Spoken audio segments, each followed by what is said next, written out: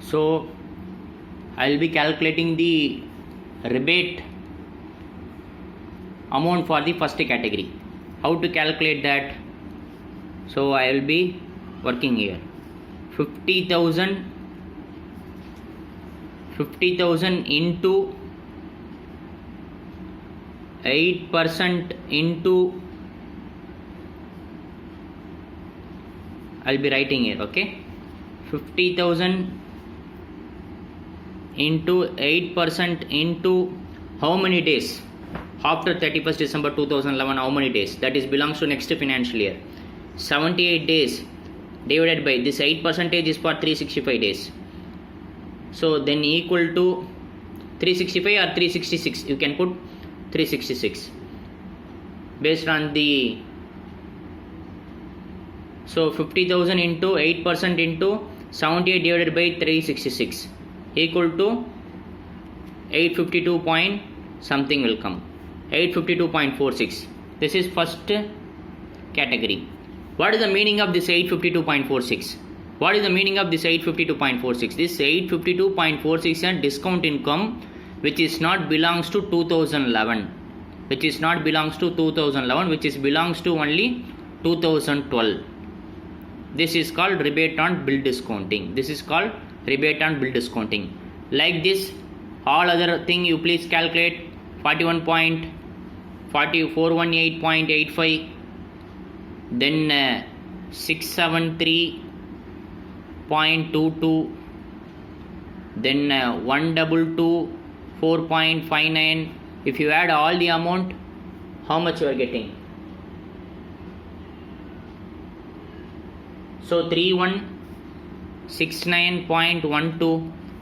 This 3169.12 is an discount income, but that is not belongs to 2011, that is belongs to 2012.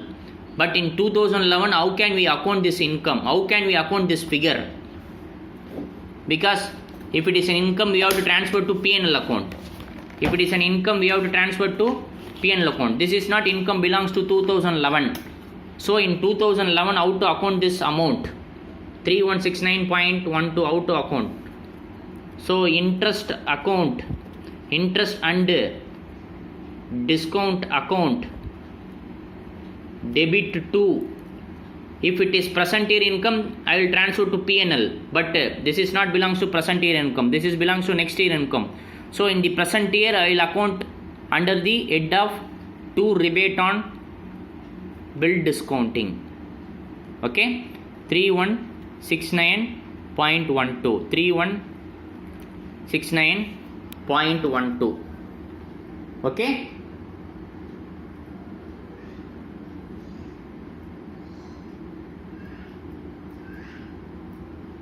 So this is the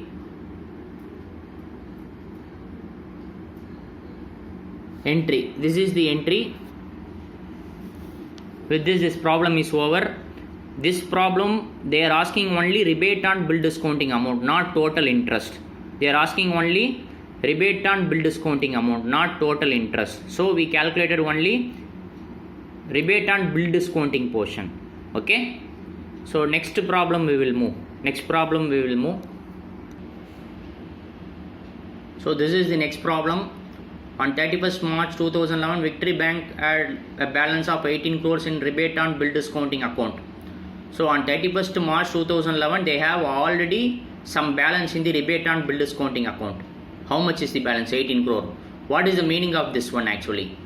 So if the 18 crore is belongs to the rebate on bill discounting as on 31st March 2011 means what is the meaning? That 18 crore belongs, that 18 crore is not an income for 2011.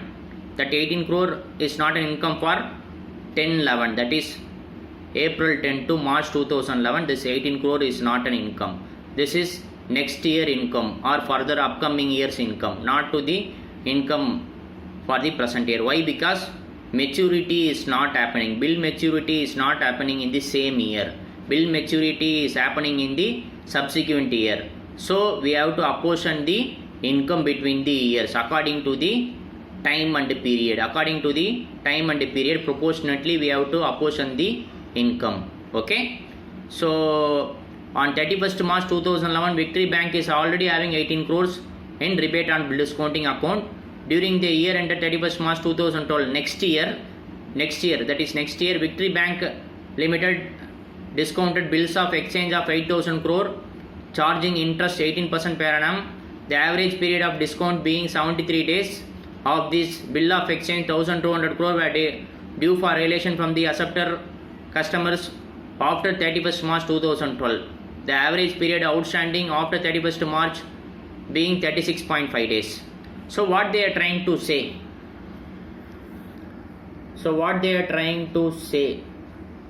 Total discounting is 8,000 crore during the next year 2012. In 2012, they discounted the bill of 8,000 crore. Out of 8,000 crore,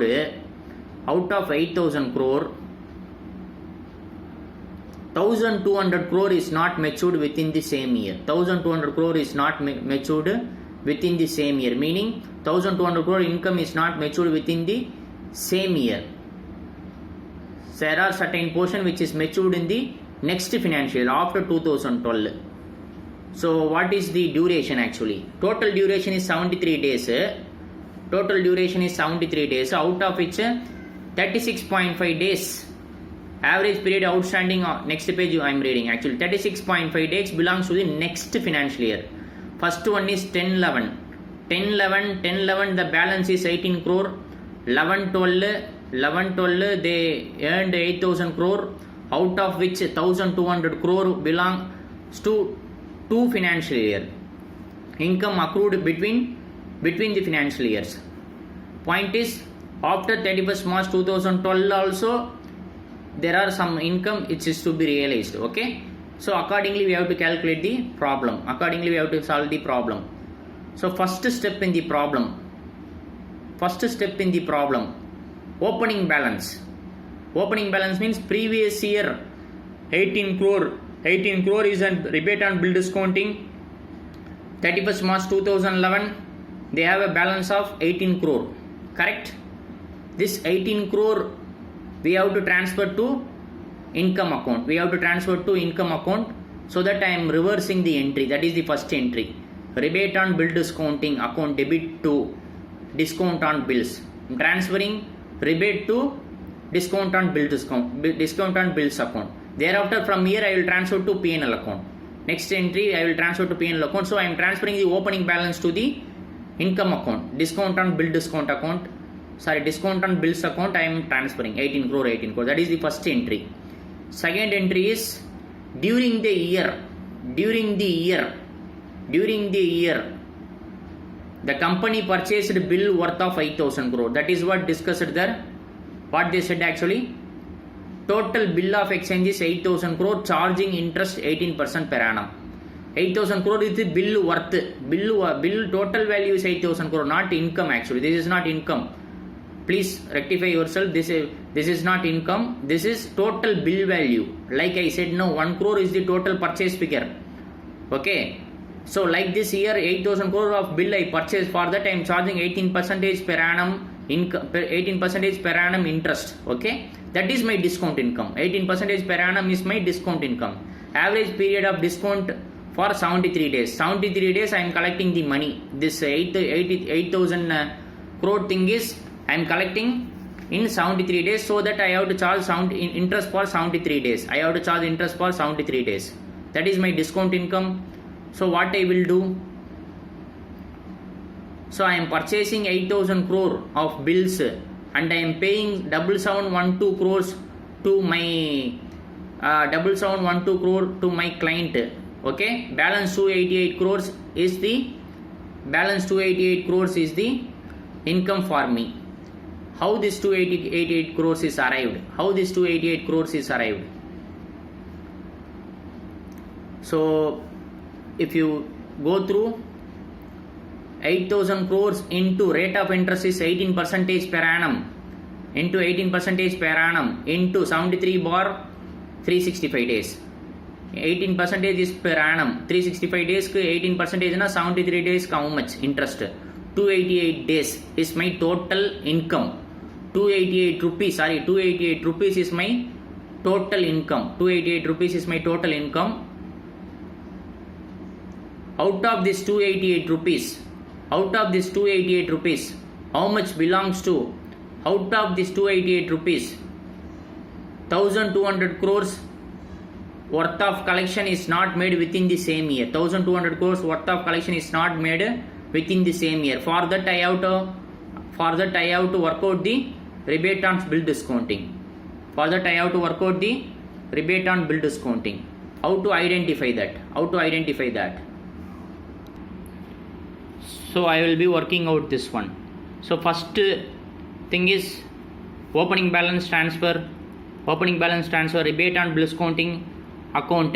Previous year it is in credit balance.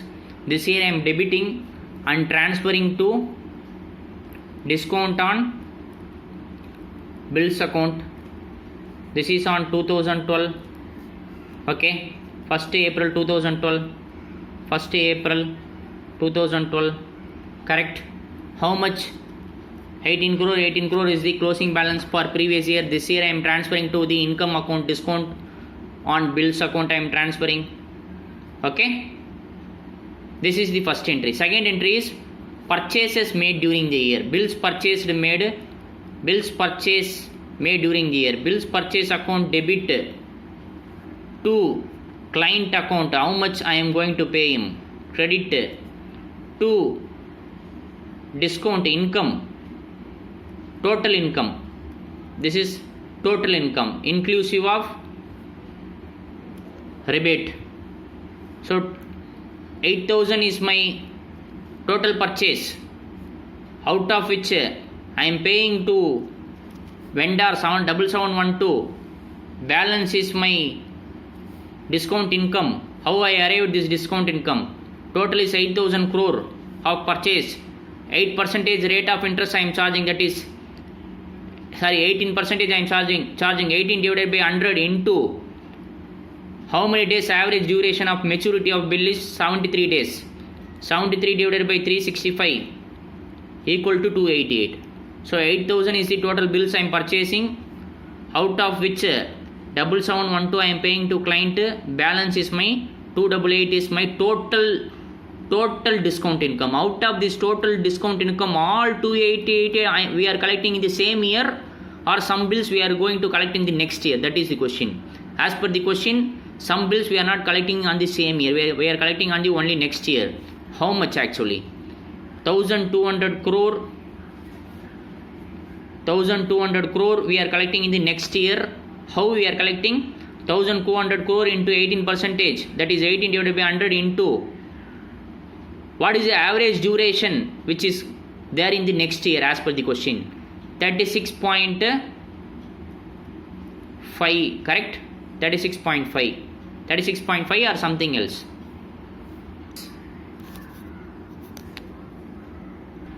$1,200 into 18% is 216 divided by 365 into 36.5 if you put means into 36.5 if you put means you will get 21.6. Okay, so 21.6 is the answer. Then what is the next step? My total discount income is 288 rupees. Out of the 288 rupees, 21.6 is not belongs to the present financial year. 21.6 is not belongs to the present financial year. That is belongs to the next financial year. So I have to transfer from discount on income account to rebate on bills discounting account. How much? 21.6. Okay, then what about present year income? How much is accounted as a income in present year? How much we should account as a income in the present year? So as per our workings,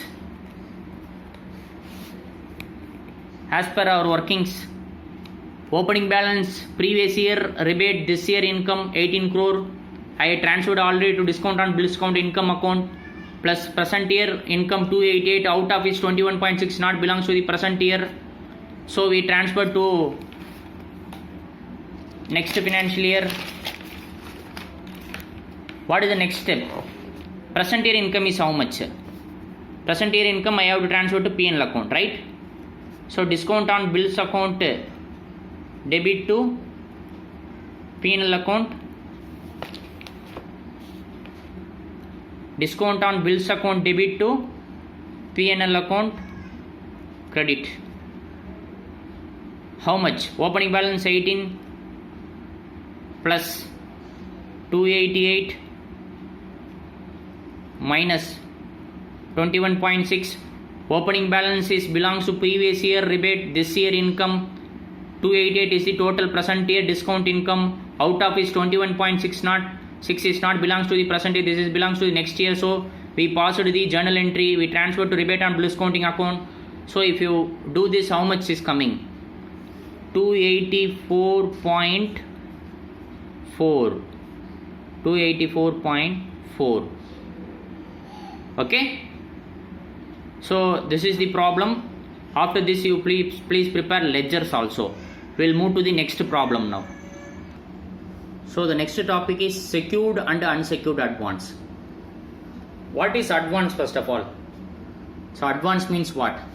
So in banking industry, banking terminology, loans and advances is normally lending to the clients. Okay, lending to the clients with in various forms, like loans in the sense home loan, term loan, personal loan.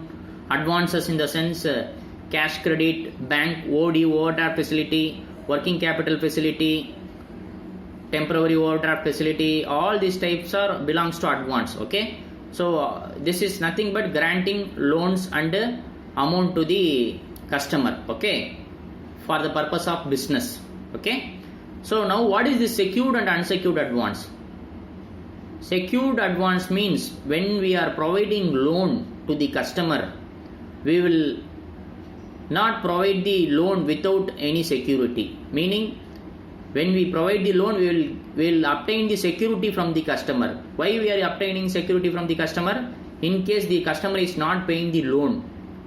Okay, borrower is not paying the loan to the bank. Such case, the banker will realize the money. Banker will realize the money by selling the pledged asset. By selling the pledged asset. Pledge, who is pledging? Customer is pledging. Okay. Take jewel loan. Take example jewel loan. While jewel loan, how we will obtain the jewel loan? We have to surrender our jewels to bank. Then we have to get the loan. If we don't pay the loan, what banker will do? They will sell our jewels and they will realize the money. That is secured advance. That is secured loan. Okay. Then what about unsecured advance? Unsecured advance in the sense without any guarantee, without any security we are offering loan. Without any security we are offering the loan. Normally personal loans. Based on the customer profile, it will be offered to the customers without any security. Okay. Meaning if the customer is failed to pay the loan, we will not able to get the any money. Okay. That is the meaning. Then what is the next thing? Please go through the theory. Okay, that theory we will go through. We will go to the problem directly. We will go to the problem directly. Illustration 5 I am reading. The books of a bank includes a loan of 5 lakh advanced on 39/2012. Interest is chargeable at 16% per annum, compounded quarterly. Security of the loan being 7,000 shares of rupees 100 each in public limited company valued at 90 each. There is no repayment till 31/12/2013, and 31/12/2013 the value of shares declined to rupees 80 per share. How would you classify the loan as unsecured or secured or unsecured in the balance sheet? What is the question? They gave loan of 5 lakh rupees. Okay, on 39/2012. Interest is chargeable 16% per annum. Compounded quarterly. You should know what is compounding, what is simple interest, what is compounding interest. I hope all of you are aware. And they gave the loan. This company is given this company is given security shares as a security. 7,000 shares. What is the face value of share? 100 each. While obtaining the loan, the value of share is how much? 90 each. Valued at 90 each. When there is no repayment till 31/12/2013. 2012 loan is bought, and up to 31/12/2013 loan is not repaid. Okay, on 31/12/2013 the value of share is how much? 80 per share. That is, we are assume we are in 31/12/2013. Presently you are in what? 31/12/2013. On this date the share price is 80 rupees. This is the question. How do you classify the loan as a secured or unsecured in the balance sheet? That is the question. We have to identify out of this loan plus interest, how much is secured, how much is unsecured. That portion we have to identify. That is the question actually. Now I will work out the answer. So question is 5 lakh loan amount,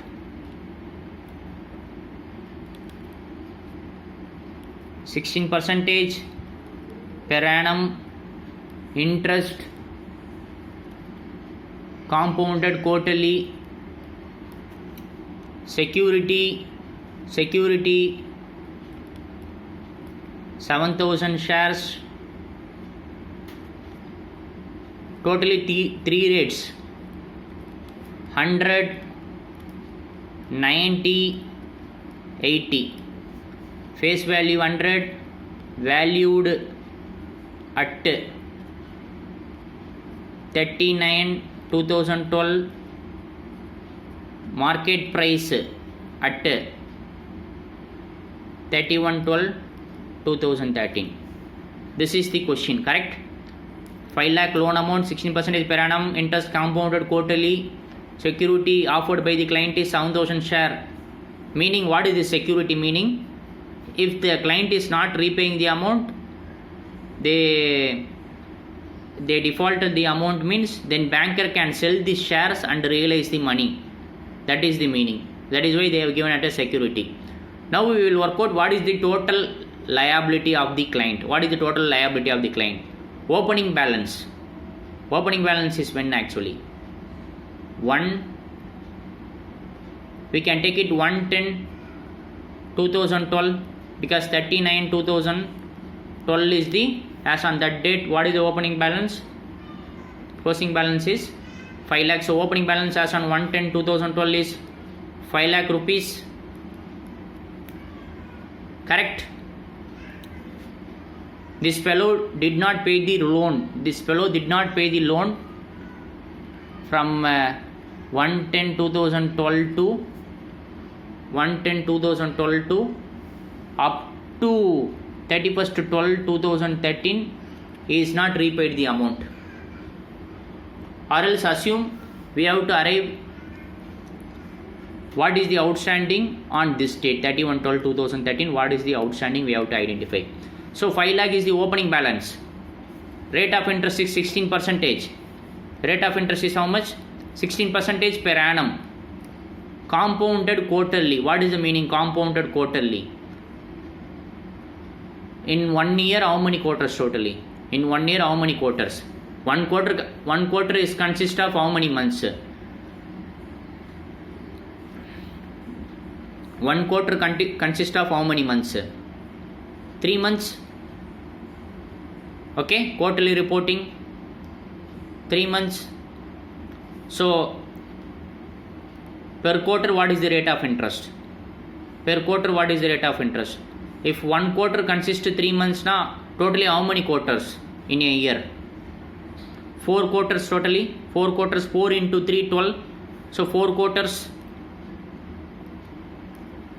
4 quarters equal to, per quarter how many? What is the rate of interest? 4% per annum per quarter. 4% per quarter. Correct? Every quarter I will charge interest. That is the meaning. Compounded quarterly means every quarter I will charge 4%. So 5 lakh into 4% how much? 5 lakh into 4% how much? 20,000 equal to 5 lakh 20,000 as on which date? As on which date? 1/1/2013. My opening balance is 5 lakh 20,000. Then again 4% into 4%. 5 lakh 20,000 into 4% how much? 5 lakh 20,000 into 4% how much? 20,800. Then closing balance 5 lakh 40,800. Correct? This is 1/4/2013.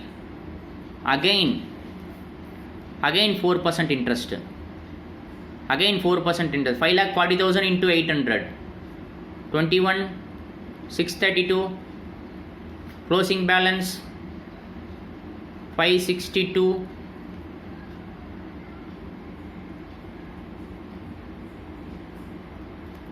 $432. This is as on 1/7/2013. This is as on 1/7/2013. Again 4% interest. Up to 31st December 2013 we have to calculate. Again 4% interest. What is the amount? 22. I am calculating 562 432 into 4%. Okay. Not on the first amount. I am calculating how I calculated 5 lakh into 4%. 20,000, 5 lakh 20,000. 5 lakh 20,000 into 4%, 20,800. So 5 lakh 20,000 plus 20,800 equal to 5 lakh 40,800. 5 lakh 40,800 into 4%, this amount. Then 5 lakh 40,000 plus 21 equal to 5 lakh 62. 5 lakh 62 into 4% equal to 22,497. 5 lakh 84,929. This is on 1/10/2013. Again 4%, final 4%. Final 4%, 23,397. Total 60,326. Okay? Hope you understand the calculation.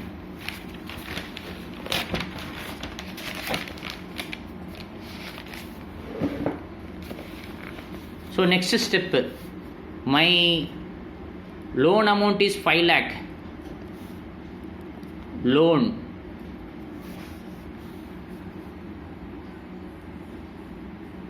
Interest is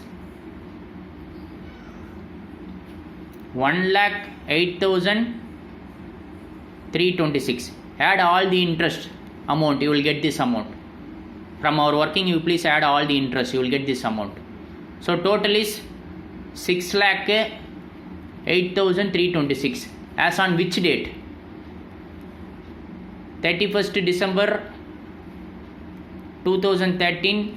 I have total outstanding of 6,08,326. This is the outstanding.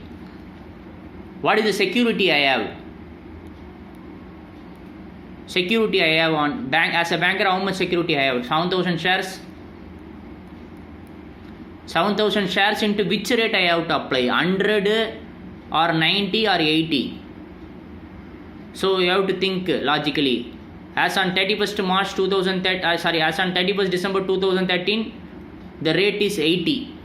The rate is 80. If I sell on this date, I will get this amount only, 80 rupees only.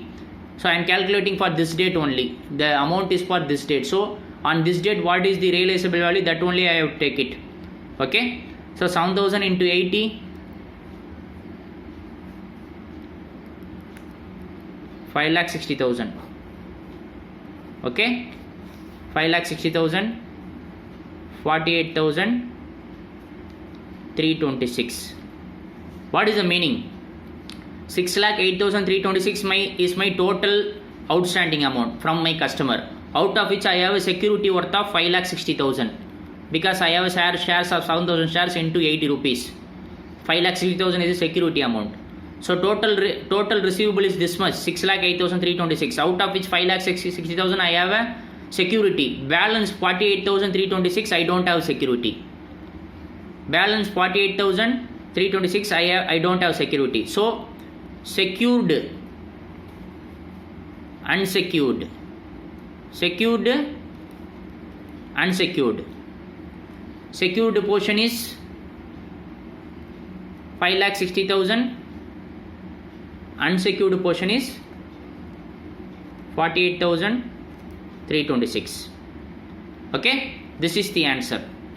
Hope all of you understood. We'll go to the next problem now. So the next topic is RBI's prudential accounting norms. So under that you have a recognition of income, classification of assets, provisions for loans and advances.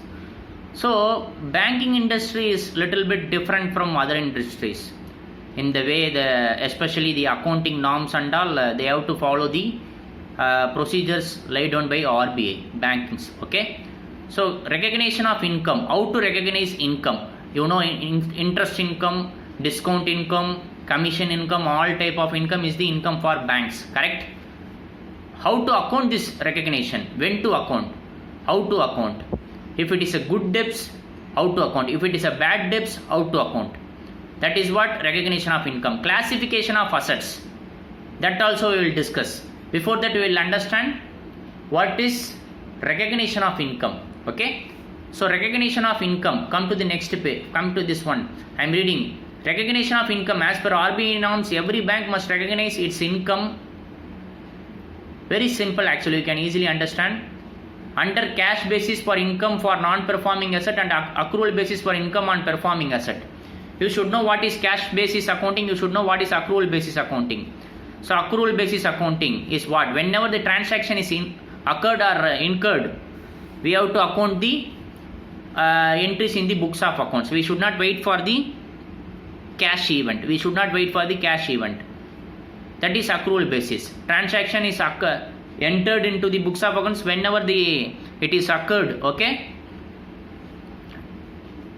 But in case of cash basis, only after the receipt of cash or payment of cash, then only we will account into the books of accounts. That is the difference between cash basis versus accrual basis. Now the question is, I have an interest income. Whether I should account under the accrual basis or cash basis. I am a banker, I have an interest income, whether I have to account that under the accrual basis or cash basis, that is the question. In case of performing asset, what is performing asset? We will understand later what is performing asset. Performing asset means who is paying the dues correctly, who is paying the dues correctly in timeline, who is paying the dues correctly in timeline, that is performing asset. Non-performing asset, we will understand what is non-performing asset. In depth we will understand later. As of now, non-performing asset means who is not paying the due in timeline as per RBI guidelines, who is not repaying the dues in timeline mentioned as per RBI guidelines. Performing asset means who is paying the amount, who is paying the dues, principal, EMI correctly as per the RBI guidelines. That is performing asset. Non-performing asset means the person who is not paying the dues amount, EMI as per RBI guidelines. Okay. Now next question is how to account this. If it is a performing asset, account the income under the accrual basis. Account the income under the accrual basis. Accrual basis means whether you will receive or you don't receive, you please account it. When the transaction is occurred or incurred, on that time itself you please account as an income. Don't wait for cash. That is accrual based. Okay. In case of cash basis, after receipt of money only you have to account. You should not worry about how much is receivable. For example, I have to receive 10 rupees from that guy, but that guy is a non-performing asset. That person account is a non-performing asset. Okay. In such a case, what I should do? Out of 10 lakh, 5 lakh only he paid to me. Then I will account only 5 lakh, not 10 lakhs, because that is cash basis I have to follow, because his account is non-performing asset nature. Non-performing asset means who is not repaying the due EMI as per the RBI guidelines to the bank. Okay? So that is the thing. With this understanding, I will go through this problem. All these problems are very simple and important for examination also. And important for examination also. So please be careful. So they have given the question: performing assets, interest earned, interest received, term loan, something is given, cash credit, bills purchased, non-performing asset is given, term loan,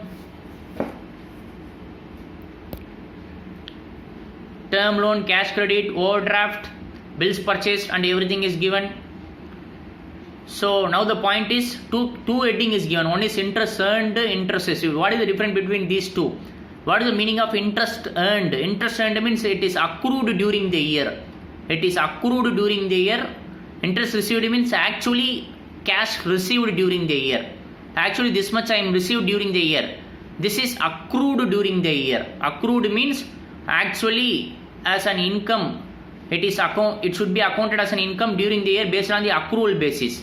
Interest received means cash basis. Okay. Performing asset. Now the heading is performing asset. Performing asset, under the performing asset, three items is given: term loan, cash credit, bills purchased. How to account the performing asset income? Whether shall I account under the accrual basis or interest cash basis? Interest earned is an accrual basis, interest received a cash basis. Performing asset I have to apply accrual basis. So I will add all the figure: 240, 1500, 300. 240, 1500, 300, that is my income for the period. 2013, that is my income for the period. What about non-performing asset? Term loan, cash credit, bills purchased. Three item is there. Interest earned is this much. 150, 300, 200 I should earn from this account. But this is non-performing asset. I will not account what I earned. I will account only what I received. I received only 10, 24, 40. So 10, 24, 40 only I will account. Okay, as an income in my P&L account. So that's what given here. 240 is for performing, 10 is for non-performing. 240 is for performing, 10 is for non-performing. This is accrual, this is cash. So 240 plus 10, 250. 1500 plus 24, 1524. Why 1500 is an accrual? Because it's a performing asset. Why 24? It's a cash interest received because it's a non-performing asset. Add all the items, you will get 2114. This is my income to be recognized. Okay, very simple question. They will ask in 6 marks in examination. Please remember. I will move to the next topic. Okay, next topic is classification of asset. Next topic is classification of asset. So what is this classification of asset actually? What is this classification of asset? So the assets are classified into two categories. One is performing and another one is non-performing. That is NPA, non-performing asset, performing assets. Performing assets are standard assets. Performing asset means who is paying the dues correctly within the timeline. That is performing assets. Non-performing asset means NPA, non-performing asset who is not repaying the due EMI as per RBI guidelines. Then these non-performing assets have subclassification. That is, one of these thing is substandard asset. Another one is doubtful assets. And another one is loss asset. How to classify all these assets? First of all, how to classify all these assets? What is performing asset? How to classify particular loan? Asset means loans and advances. Asset means loans and advances. I gave loan to my customer. Which one is good? Which one is bad? How to identify that? Which one is good? which one is bad, how to identify that. That is why this classification. Performing asset means good debt, non-performing asset means bad debt. In this bad debt you have further classification, substandard, doubtful, loan assets. Okay, so what is this performing asset? Who is performing asset? Is fellow who is paying the due less than or equal to 90 days, within 90 days. Got it on what I am saying? Performing asset is person who is paying the dues correctly within 90 days. So up to 90 days one fellow is paying his dues correctly within the timeline, means then is a performing asset. A particular account, the particular account holder, the particular borrower is not repaying the loan or due for greater than 90 days. For greater than 90 days, this then it becomes non-performing asset, meaning the particular account holder, particular borrower did not repay the amount for continuously more than 90 days, he is not repaid the amount, then he will be classified under non-performing asset. If anybody is paying the loan within 90 days correctly, then that is performing asset. So one fellow is not paid the amount up to 60 days, then also he is he will come under the performing asset. Okay, one fellow is not repaid the amount up to 89 days, then also he will come under the performing asset. The fellow who is not repaying the due more than 90 days, then it becomes non-performing asset. Then non-performing asset is further classified into substandard assets, doubtful assets, loss assets. Okay, what is this substandard assets? What is this substandard assets? So what is this substandard assets? The NPA, so after becoming NPA 90 days plus 12 months, plus 12 months. So what is the meaning? Non-performing asset means the person who is not repaying the loan for more than 90 days, continuously not repaying the loan for more than 90 days, then it becomes non-performing asset. So substandard asset means from that again 12 months, from 90 days to 12 months.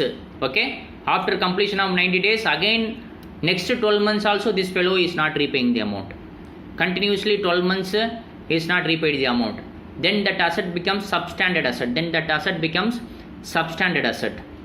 Okay, then what about doubtful debts? What about doubtful asset? What about doubtful assets?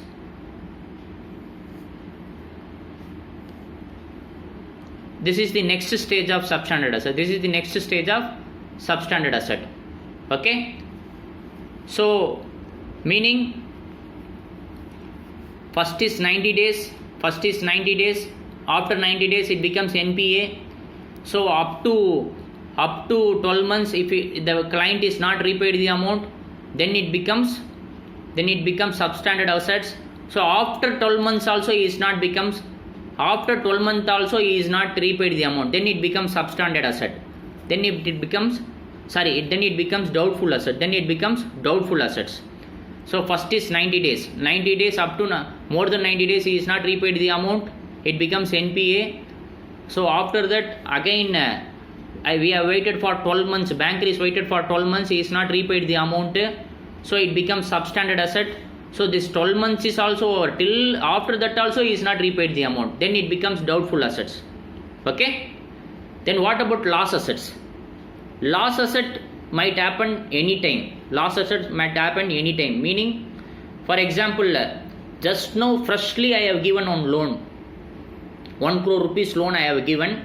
Okay, for working capital loan I give 1 crore rupees to my customer, and the customer is given security as stock. Security as a stock he has given as a security. For example, he is doing petrol business, he is running a petrol bunk. Okay, so 1 crore rupees he has taken the loan. So I gave the loan based on the only one security, primary security, that is petrol. So after 1 week, what happened after giving the loan?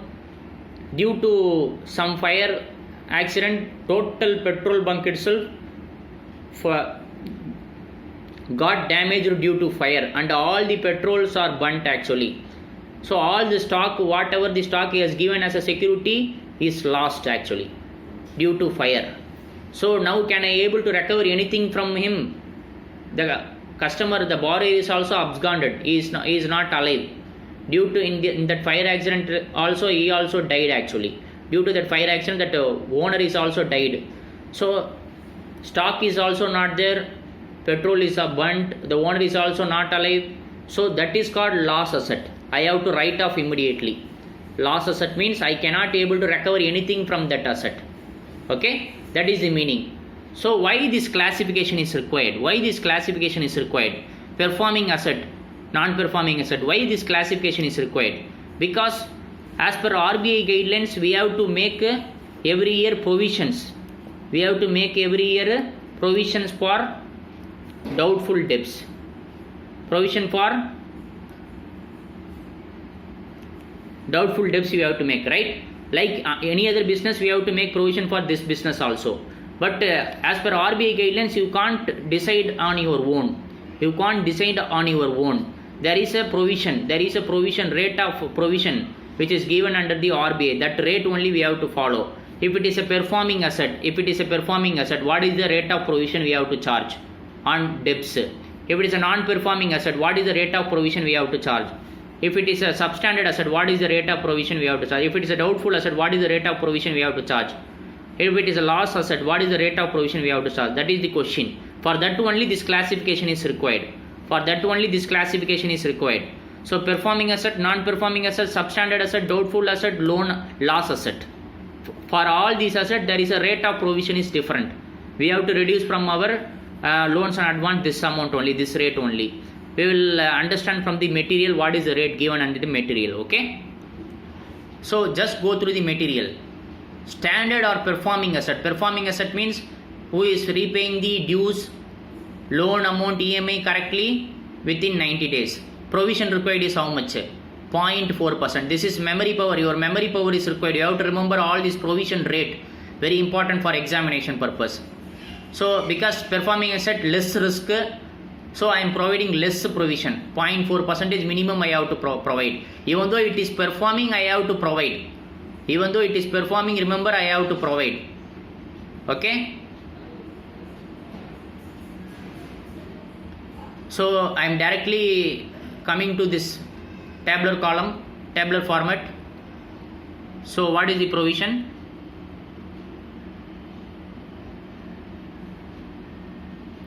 Standard advance, standard asset, performing asset. Standard advance means performing asset.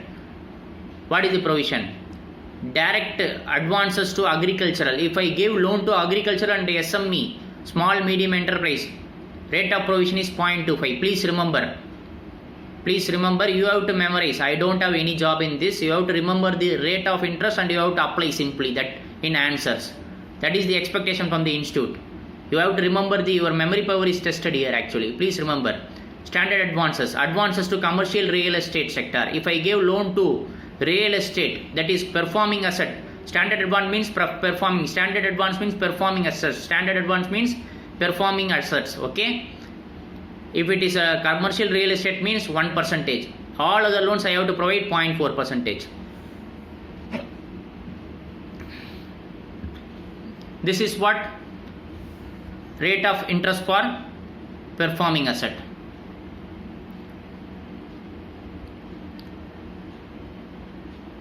What about substandard asset? Substandard advance. Under the substandard advance, I have two portions. One is secured portion and another one is unsecured portion. One is secured portion and another one is unsecured portion. Secured portion means we have some security for that loans. What is substandard advance? 12 months from the date of NPA will come under the category of substandard advance. Up to 12 months from the date of NPA will come under the category of substandard advance. Rate of provision is 15%. Rate of provision is 50%. Secured advance, unsecured portion 20%. Unsecured portion 20%. Please remember. Unsecured other loans. Unsecured portion for what? Actually infrastructure loan means 20%. If it is unsecured other loans means 25%. Okay. Then category, next category is doubtful advance. Doubtful advance means what? Next stage of substandard advance is doubtful advantage. Doubtful advance. Okay, that is unsecured portion is 100%. If it is an unsecured, no security for the loan, I have to provide 100%. I have to write off 100%. If it is a secured portion, up to 1 year doubtful na, I have to provide 25%. If it is a secured portion up to one year to up to 2 years means I have to provide 40%. 25, 40. If it is a doubtful for more than 3 years, I have to provide 100%. Okay, please remember this rate of interest for examination purpose. You please remember, memory power is required. If it is a loss asset, I have to provide directly 100%. Okay. Now what I suggest is, we will work out the problem, then we will go through this theory, ECGC, DCGC and all we will go through. Before that we will work out the problem.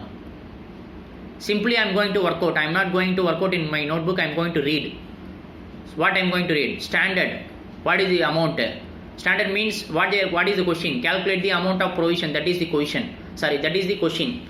So first one is standard asset. Standard asset is 6,000 lakhs. Substandard asset is 4,400 lakhs. So standard asset 6,000 lakh. What is the rate of provision we have to give? 0.4. Okay, if it is a commercial real estate means 1%. If it is an agriculture means 0.25. Assuming this is belongs to others, so I am directly applying the 0.4. Why I am applying 0.4? Standard asset. Standard means performing asset. So I am applying 0.4. So 6,000 into 0.4 equal to 24 is the amount of provision. Then substandard is how much? 4,400. Substandard two category. One is secured, another one is unsecured. Under the substandard you have two category. One is secured, another one is unsecured. Assuming if question is silent, we will assume that is secured. If question is silent, we will assume that is secured. Okay, if question says clearly, then we have to write, take it unsecured, secured separately. Okay, question is silent about secured or unsecured, we have to assume this is secured. Okay, substandard secured how much? 15% is apply. 4,500 into 15% is 660 rupees. Then come to doubtful. Doubtful for 1 year. Secured or unsecured? Secured only. Unsecured doubtful how much? 100% we have to provide. Secured portion, assume this is also secured. Okay, for 1 year, first year how much? How much we have to provide? 1,800.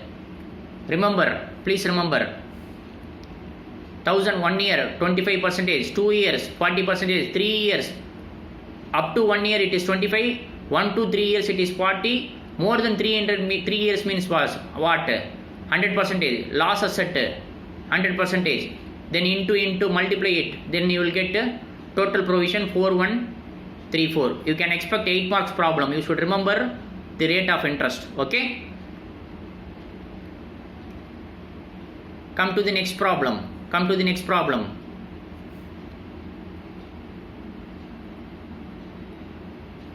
Illustration 8.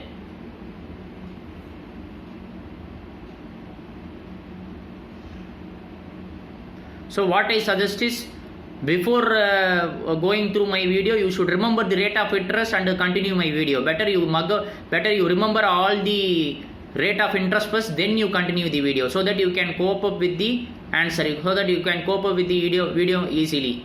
So here the question is total loans 120. Total loans is how much? 120. They are ask us to provide provisions. They are asking us to provide provisions. Total loans and advances is 120. Out of that, fully secured is 70.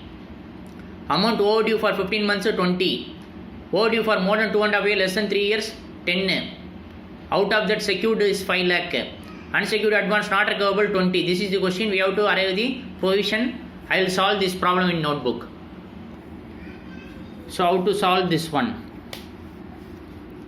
So particulars, provision, amount. Okay, particulars, provision, amount. Standard asset as per the question how much? 70. Substandard asset Substandard asset as per the question 20. Doubtful assets as per the question 10. Correct. Loss asset not recoverable anything. Unsecured advance not recoverable means loss asset. What is the standard asset? Percentage. Assuming others 0.4 percentage as per the format. What is the substandard asset? Substandard asset. How to identify this is a substandard asset? 20 is how I identify that is a substandard asset. Substandard asset means what? Substandard asset means NPA plus 12 month. Correct. So NPA is how many days? 90 days. Greater than 90 days is NPA. Greater than 90 days is NPA plus 12 month equal to how much? 15 month. NPA is 90 days plus 12 month. 12 month is substandard. Up to 12 month plus up to 12 month is substandard asset. NPA is first 90 days is performing asset. After 90 days it becomes NPA. NPA plus 12 months totally 15 month. So here advance overdue for 15 months. Advance overdue for 15 months is 20 rupees. That is substandard asset. Why? Because 90 days plus 12 month. Okay. 90 days plus 12 month equal to 15 month. Since it is up to 15 month, so it is substandard asset. So I am categorizing the substandard asset. Okay. So 15 percentage. 15 percentage. Then doubtful asset. 2.5 years but less than 3 years. 2.5 years but less than 3 years. What is the thing? 2.5 years up to 1 year. Doubtful assets. Up to 1 year. How much? 1 to 3 years. How much? More than 3 years. How much? Up to 1 year. How much? 25 percentage. 1 to 3 years. 40 percentage. Correct? More than 3 years. 100 percentage. This is for secured. This is for secured. Then what about unsecured? What about unsecured? What about unsecured? Doubtful asset, unsecured. Refer our format. 100% provision we have to make. So just go through the question. Advance overdue for more than 2.5 years but less than 3 years, 10 lakh. Out of the 10 lakh, how much is secured? Secured by mortgage of land and building value is how much? 5 lakh. So out of this 10 lakh, 5 lakh is secured. Okay. So out of this 10 lakh, 5 lakh is secured. Balance 5 lakh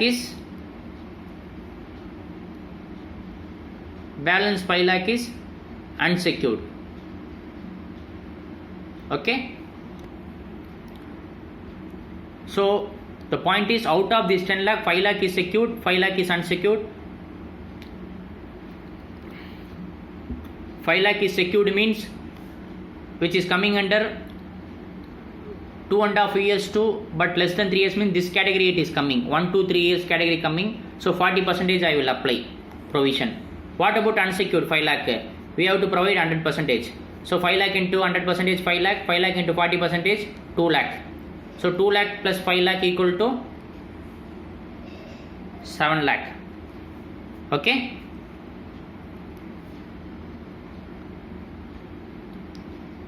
So here what I will do, 70 into 0.4%, 28,000, 20 into 15%, 3 lakh provision I will make. Here 10 consists of 2 items, 5 lakh is secured, 5 lakh is unsecured. Unsecured portion 100%, secured portion 2 to 3 years, hence I am applying 40%. So totally 7 lakh I am applying. Loss asset 100%, loss asset 100%, that is 20 lakh. Okay. So add all the figure, you will get 30,28,000. This is my total provision. Standard asset 70 lakhs, 0.4% given in the table. Substandard, why substandard? Up to 15 months, that is 90 days plus 12 months equal to 15 months. Hence I am classifying under substandard. So 20 into 15% is 3 lakh. Doubtful asset, two portion. One is out of 10 lakh, 5 lakh is secured, 5 lakh is unsecured. 5 lakh unsecured doubtful asset. Provide 100% provision. Balance 5 lakh. Secured portion 1 to 3 years category. So I am providing 40% provision. 50 into 40, 2 lakhs. 5 lakh into 100, 5 lakh. 2 lakh plus 5 lakh equal to 7 lakh. So I am writing 7 lakh here. Thereafter loss asset, not able to recover anything, hence it comes under loss asset. 20 lakh into 100%, 20 lakh. So total provision is 30,28,000. Okay. So we will move to the next problem now.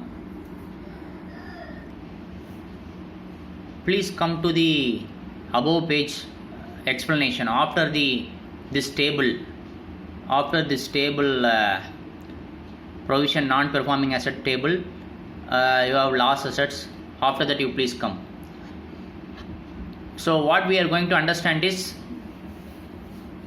this provision is why we are making provision. First of all, because we are uncertain about the amount,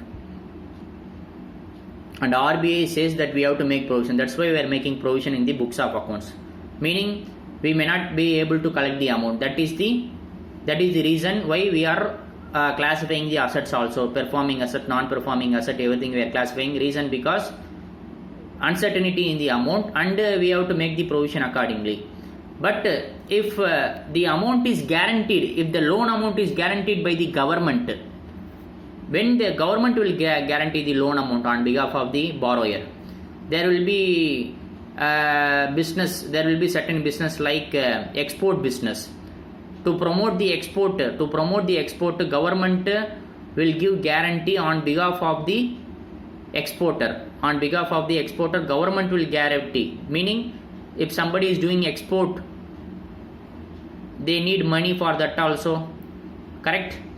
So what they will do? They will approach the banker for money. So banker may or may not give the money. If the government is giving guarantee for the banker, why they are giving guarantee? If exporter fails to pay the amount, borrowed amount, we will pay the amount. That is the guarantee given by the government on behalf of the exporter to the banker. So in such a case that amount is showed, we will definitely receive, because government itself giving guarantee means we need not to make provision for that amount, guaranteed amount. That is what I am trying to say now. If it is guarantee is given by government itself, we need not to make provision for that amount, because that amount is 100% sure. We are going to receive that amount surely. Okay. With that understanding only we have to approach this topic. I am going to read this line, second line. How to make provision in respect of advances covered by the guarantees of DICGC, ECGC. That is Deposit Insurance and Credit Guarantee Corporation, Export Credit Guarantee Corporation. Okay. Thing is, I am reading this line. In the case of advances guaranteed by the export ECGC or by Deposit Insurance and Credit Guarantee Corporation, provision is required to be made only for the balance in excess of amount guaranteed by this corporation. What they are saying, you need not to make provision for the amount guaranteed by government, because government guaranteed means they will give definitely. So you don't make provision for that amount. You don't make provision for the amount guaranteed by the government. You make provision for balance amount, because it is guaranteed amount. You need not to doubtful. You need not to doubt about that amount. Okay. So the next thing is fourth para. In case the bank also holds a security in respect of an advance guaranteed by ECGC, DCGC, the realizable value of security should be deducted from the outstanding balance before ECGC guarantee is offset.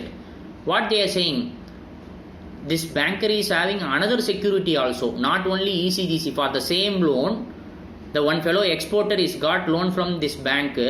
For that loan, government is given guarantee. Apart from the guarantee, the banker is having another security from that exporter. You got it or not? Say for example, 100 rupees loan exporter is got from the bank. Okay, for that this government is giving 60 rupees guarantee. Government is giving 60 rupees guarantee. Okay, balance 40 rupees. Security is given by exporter itself. So what they are saying? So while making provision, deduct that security amount also. While making this provision, deduct that security amount also. That is what saying. Instead of discussing like this, we'll go to the format directly. Just go through. What is the first one? Amount outstanding. Amount outstanding is the amount which the banker, the borrower has to pay to the bank. Okay, that is the total amount minus realizable value of security, if anything. That is security given by exporter to the bank. Minus, I am minusing it. Okay, then I will get some amount less ECGC cover. ECGC cover means government given guarantee to the banker. That percentage I have to minus it. Thereafter I have to arrive the unsecured portion. Unsecured portion is something. Then provision required for unsecured portion. Doubtful asset how much? 100%. Provision required for secured portion for doubtful asset. So and so percentage. Total provision required. This is the format. Okay. I'll go to the problem directly. Please remember this format. Before continuing the video, you please go through this format one time. This is the standard format. Okay.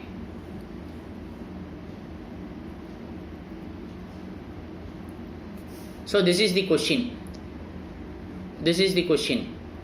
So what is the question? Balance outstanding 35 lakh, 30 lakh, ECGC cover 40%, 50%, security sold 15 lakh, 10 lakh, realizable value of security is how much? 10 lakh, 8 lakh. Which one we have to take it?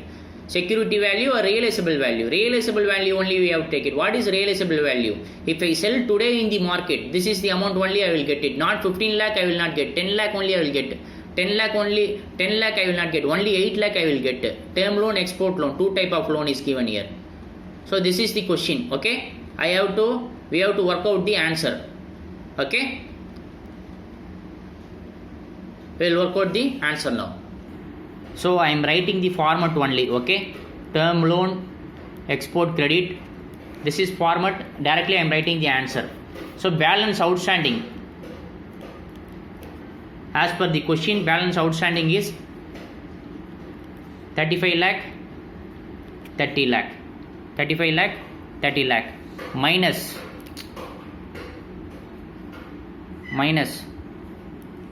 realizable value of securities. Please refer the format. Realizable value of securities 10 lakh, 8 lakh. Security given by borrower to the bank. This realizable value of security given by borrower to the bank. 35 minus 10, 25. 30 minus 8, 22. 30 minus 8, 22. ECGC, DCGC cover. What is the percentage? DCGC 40%, ECGC 50%. DCGC for term loan, ECGC for export credit. Okay. So 25 into what is the meaning? Total outstanding is 35 lakh. Out of his secured portion is 10 lakh. 35 lakh is my total outstanding. Out of his secured portion is 10 lakh. Balance 25 lakh is the unsecured portion. On this only 40% government is giving guarantee.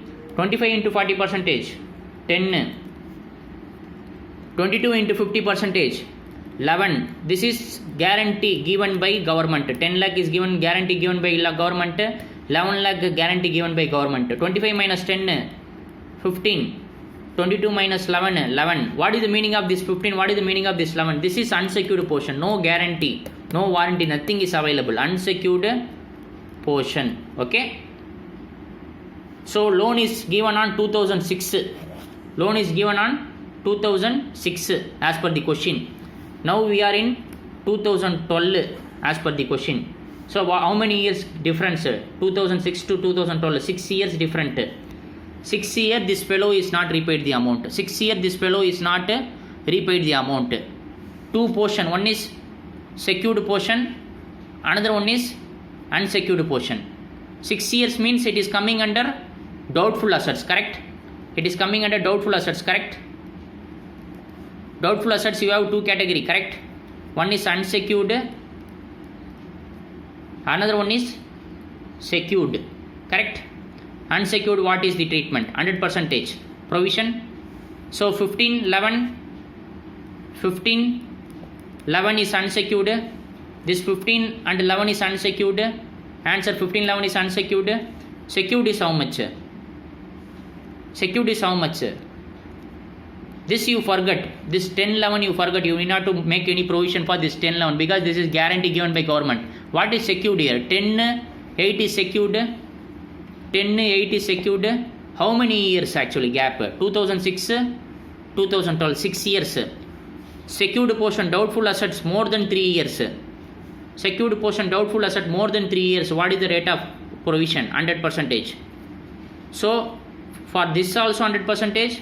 For this also 100%. 15 plus 11, 10 plus 8. Okay. So ultimately, what is the answer? 15 10 and 11 8. Total 25 19. So 25 rupees I have to make provision, 19 rupees I have to make provision. Okay. Again I am explaining. Balance outstanding as on 2006. 2006 is the final thing. 2006, after 2006 this fellow is not repaying the loan. It is due from 2006. We are in 2012 now. We are in 2012. So 35 lakhs is the outstanding, on which security is given 10 lakh, 8 lakh given by the exporter. So I am reducing this as per the format. I am reducing. Then this value is arrived 25 22. On this I am applying the guarantee percentage. 40% on 25, 50% on 22. 25 into 45%, 40%, 10 rupees. 22 into 50% 11 rupees. 25 into this minus this 15, this minus this 11. Okay. 22 minus 10, 22 minus 11, 11. So this is unsecured portion. 15 11 is unsecured portion. Security is deducted, guarantee is deducted. After that what you are getting is unsecured. Unsecured portion 6 years delay. 2006. After 2006 is absconded. We are in 2012. So unsecured portion and doubtful assets, make it 100% provision. That is the rate of provision. Doubtful assets more than 3 years.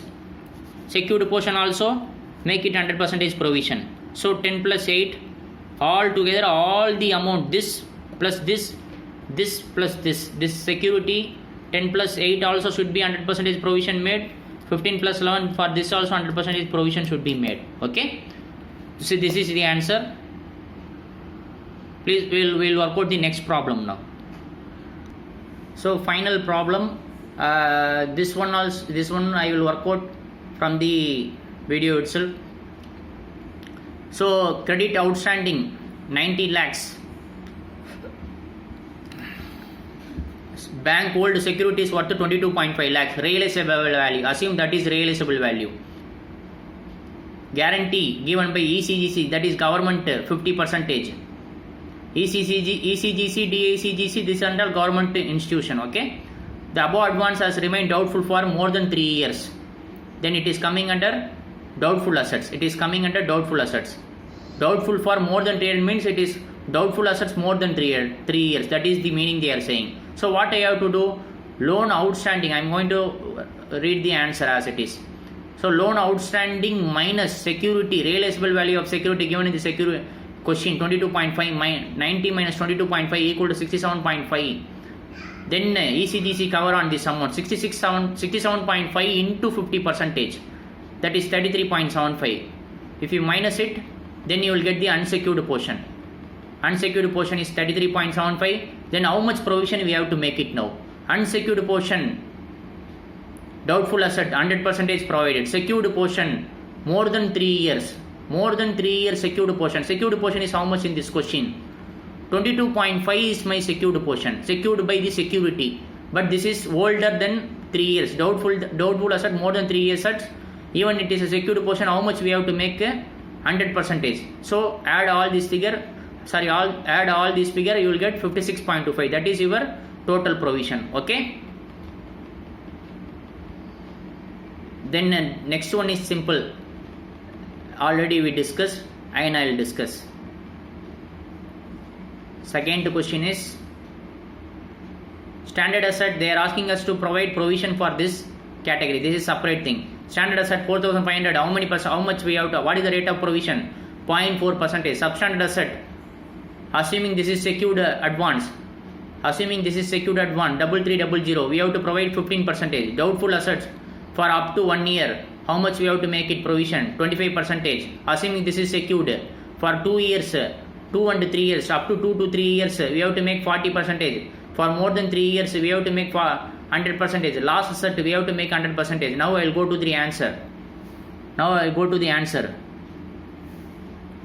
So 4,500, 0.4%. As I said, substandard asset 3300. Assuming this is secured. Assuming you have to always assume positively. So substandard, if it is not given unsecured, then assume this is secured. Then apply 15%. Doubtful up to 1 year 25. For 2 years 40. For 3 years secured portion 40. For more than 3 years 100%. Loss asset 100%. So multiply this equal to this is the amount. You will get 2,800 as total amount. Okay. So the next topic is preparation of P&L and balance sheet. That is basically schedules actually. Schedules form A, form B we have to understand, and we have to prepare P&L and balance sheet. That is also important, but the whatever discussed today is very, very important. We will discuss this in our next class. That the preparation of form A, form B we will discuss in our next class. Okay.